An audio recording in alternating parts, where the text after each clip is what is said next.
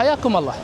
اليوم نحن في مستشفى السفير، هذه المستشفى الصغيرة الحجم الكبيرة العطاء التي ترعاها العتبة الحسينية، ترتقي إلى المستشفيات الدولية. تابعونا.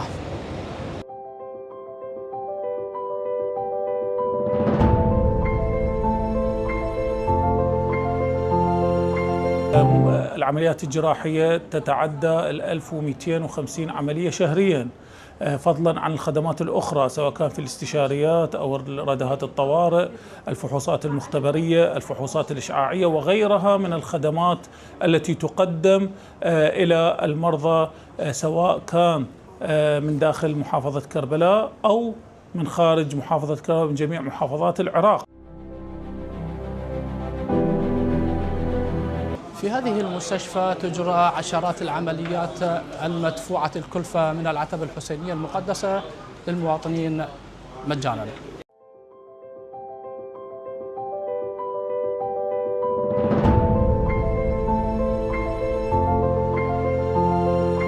هنا في هذه المستشفى العمليات تستمر من الساعة 8 صباحا وإلى الساعة 8 صباحا من اليوم التالي. جميع الخدمات هي مدفوعة التكلفة من قبل العتبة الحسينية المقدسة ومجانية على المواطنين.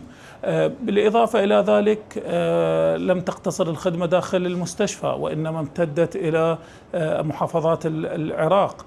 هناك وفود طبية أرسلت إلى البصرة وأخرى إلى العمارة، وكذلك إلى محافظة الناصرية لأكثر من مرة.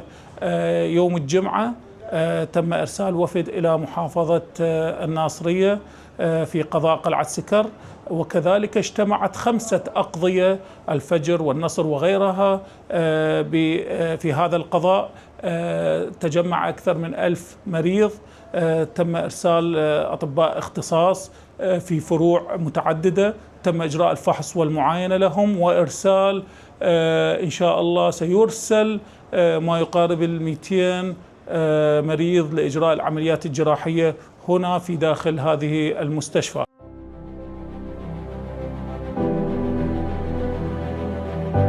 مستشفى سفير الإمام الحسين عليه السلام التي ترعاها العتبة الحسينية المقدسة تستقبل آلاف الحالات من داخل البلاد وخارجه.